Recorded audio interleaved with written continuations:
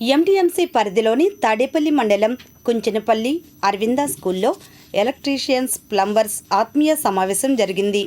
ఈ కార్యక్రమంలో అన్నం నాగేశ్వరరావు, నాగబాబు, బి శ్రేణు, ప్రతాప్ రెడ్డి, షేక్ మక్బుల్, చిన్నరాజా, ఎం వీరబాబు, దామర్ల సాంబశివరావు, బిఎన్ రెడ్డి, కె శ్రీహరి తదితరులు పాల్గొన్నారు.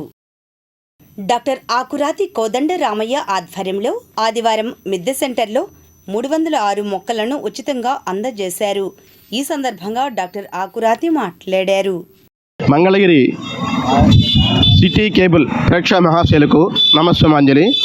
ఈనాడు 21 డిసెంబర్ 2025 మంగళగిరి మిద్దె సెంటర్లో ఉచితంగా మొక్కల పంపిణీ డాక్టర్ కోదండ రామయ్య ఆధ్వర్యంలో ఇవ్వడం జరుగుతోంది.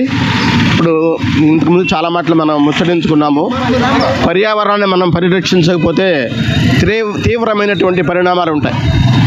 రీసెంట్గా 2-3 రోజుల క్రితం జరిగింది. యునైటెడ్ అరబ్ ఎమిరేట్స్, గల్ఫ్ కంట్రీస్లో, ఇంకా కొన్ని పక్కనున్న దేశాల్లో అకాల వర్షాలు, అవి ఎడారి ప్రాంతాలు అయినా కూడా విపరీతమైన వర్షం, సంవత్సరంలో పడే వర్షము కొద్ది నిమిషాల్లో పడింది. అంటే అతివృష్టి, అనావృష్టి ఇలా అనుకోకుండా విపత్తులు సంభవిస్తున్నాయి.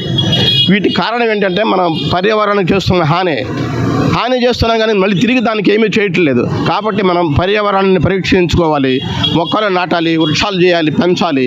ఒక్కొక్క వృక్షము తన జీవిత కాలంలో సుమారు 50 సంవత్సరాలు జీవిస్తుంది అనుకుంటే మనకు దాదాపు 70 లక్షల విలువ చేసేటువంటి ఆక్సిజన్ని వాతావరణంలోకి ఇస్తుంది. అంటే ఎలాగ 70 లక్షలు అంటే మనం అంతే పరిమాణం ఉండేటువంటి ఆక్సిజన్ని ప్రయోగశాలలో మనం తయారు చేయాలి అంటే 70 లక్షలు అవసరం అవుతుంది.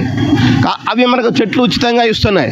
కాబట్టి మనం మొక్కలు నాటుదాము, వృక్షాలుగా పెంచుదాము, భావితరాలకు మంచి గాలి పీల్చేటువంటి అవకాశం ఇద్దాము.